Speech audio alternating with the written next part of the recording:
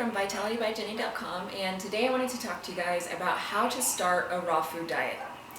And these can apply whether or not you're going to be doing 100% or 80% or just a high raw diet in general, no matter how much you're eating of raw, okay? So my first tip is actually to get a very strong reason why you want to eat a raw food diet or just a healthy diet in general, why you want to change your diet in the first place. And I know that a lot of people say this, but they think that they have a reason why, but when it comes down to it, it's not a strong enough reason why. It's not a strong enough reason to make them stick through all the stuff that's going to come up and all of the all of the adversity that they're going to face, especially in the beginning of changing over to a healthy way of eating.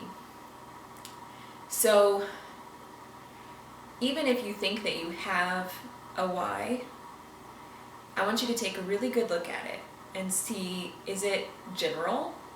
Does it really pull at, your soul? Does it pull it at the deep inside part of you?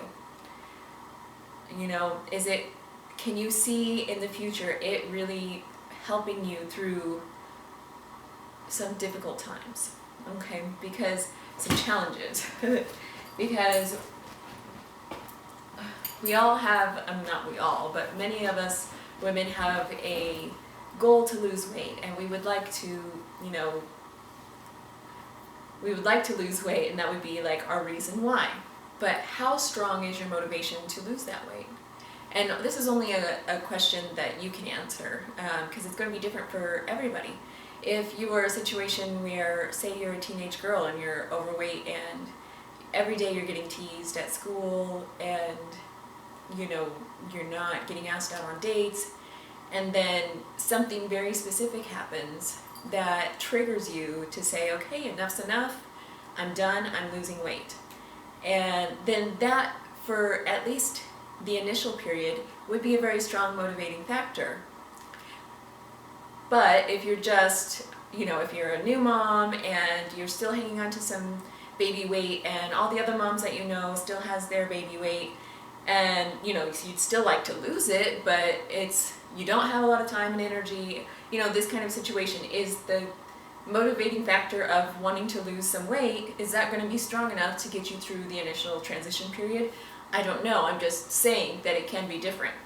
And so you really have to look at your reason why and see, is this really the strongest reason I can come up with? And one way to get at a deeper reason why is to kind of keep asking yourself, okay, so write down your reason why, and then ask yourself, well, what will having that do for me? And then write down your answer, and then read that answer out loud, and then say, well, what will having that do for me? And keep going until you land on something that is like, wow. It's kind of like this big aha moment, like, wow, okay, that's what I would really want. And it also helps, it doesn't have to come in the beginning. This can come over time of practicing and learning to get into the raw food diet and stumbling a little bit, but once you get into it more, you'll have many more reasons. So at first, my reasons why were very vain, for the most part. It was, I wanted to lose weight, I wanted to look better, I wanted my skin to be better, but also I really wanted more energy. I was a new mom and I had zero energy. I did not want to do anything but sit on the couch. And I felt like I was being a horrible mom to my son, who was only a couple of months old. And when I first tried the raw food diet, my energy skyrocketed, and I did not want to lose that. And the fear of losing that was my biggest motivating factor for a very long time. But then it transitioned, as I kept on with the diet, it transitioned into, lots of different things. So still the vanity reasons. I still wanted to maintain a great body weight and, skin. I wanted to be healthy because I had learned so much more about nutrition and being healthy in general. I Still wanted the energy. I could never, anytime I get a dip in energy because of eating something I shouldn't have, I'm always like, oh my gosh, why did I do it? And so that reason is always there. But I also got things like just not eating animals, feeling terrible if I would eat even cheese anymore because of the process that the animals have to go through to get us those kinds of products. That's something that a reason that was not really there for me in the beginning. Of course, I loved animals and cared about them a whole bunch, but I just never had made that connection as strongly as I do now, whereas it would really, really hurt me inside to go back. So there's some, that you'll have in the beginning and some that will develop along the way. But to be able to get started and to stick with it long enough to make it a habit, you really want to discover that deep reason that's why you are going to be doing this new change, okay? So I know that was a lot on that subject, but I really see people overlooking this specific step because they don't see the importance in it, and it really is going to be the thing that will help you stick it out longer than a week, Okay. So then the next tip that I wanted to say was to get a routine down. So one of the things that I think also I used to help me stick through eating a healthy diet through the long haul, through this transition, this whole year-long transition that it took, was establishing a morning routine. So it doesn't just have to be a morning routine, but that's where you want to start. So every day you wake up and you do the same thing. And you are going to have to focus on this for, the first 30 days to help it become an ingrained habit. But after those 30 days, it's just going to be what you do. So my morning routine is I wake up with the boys and we come downstairs. I get them juice and water, and I make myself a quart of water and I drink it. And then as soon as I've let that kind of settle in my stomach, then I make myself a smoothie. And I do this without thinking anymore. I just throw 10 bananas with whatever other type of fruit, or just 10 bananas plain. But whatever I feel like that morning, I just go ahead and make it and I drink it. And I don't even think about it. And I have done that for years now. So it is just an ingrained habit. And so in the beginning, after I had established that, I had been eating 100% raw food diet, and then I fell off, as they say.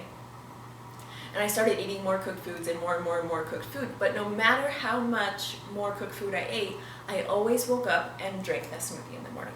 Because it was a habit, because it was just something that I did without even thinking about it. There was no question in my mind, I'm having a smoothie for breakfast.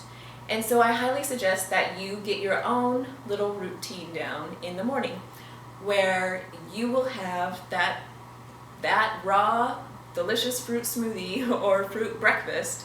No matter what is going on, no matter how much you backslide, that one is always going to be established. And then once you have that in place, then you can work on having some type of lunch routine.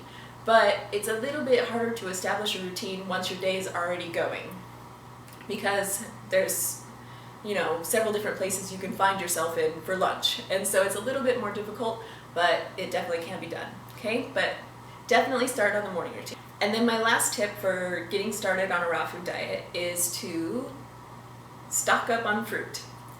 So to eat a healthy, low-fat, high-raw diet or a 100% raw diet, you are going to be eating a lot of fruit. And if you don't have enough fruit in your house, then you're going to be eating other stuff because your body wants calories. Your body is going to need food, and it will tell you to get out and eat if you don't have enough ripe fruit on hand. And so one of the easiest ways to do this is to buy bananas in bulk, by the case, and always have them ripening at different stages in, somewhere in your kitchen or wherever you're ripening them. This one single tip took me a long time to figure out how to do it right consistently. And so I know it sounds very simple, it sounds easy, but it is something, if you're not used to doing it, it is something that can be challenging at certain times. So I would do okay for a while, and then I would realize I would go at my normal time to get bananas and they wouldn't have any for me. And I couldn't find any of them in the city. And that's happened on a couple times a year, where all of a sudden there's just no bananas. And I find myself, really frantic for fruit. And so you have to learn over time how to deal with those kinds of situations. But in the beginning, my tip to you is to just start stocking up on as many of the types of fruits that you love, and try not to worry about them going bad so much in the beginning.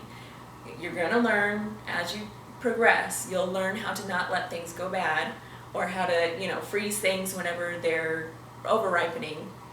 But in the beginning, you really need to have a lot of fresh fruit on hand to, satiate your hunger. I hope this video helped you. If it did, give it a thumbs up and subscribe. And also, if you would like a free recipe ebook, and you can get an instant download on my site, www.happysexyhealthy.net. The link should be in the description below, and I look forward to seeing you guys there. Okay, I love you. Bye.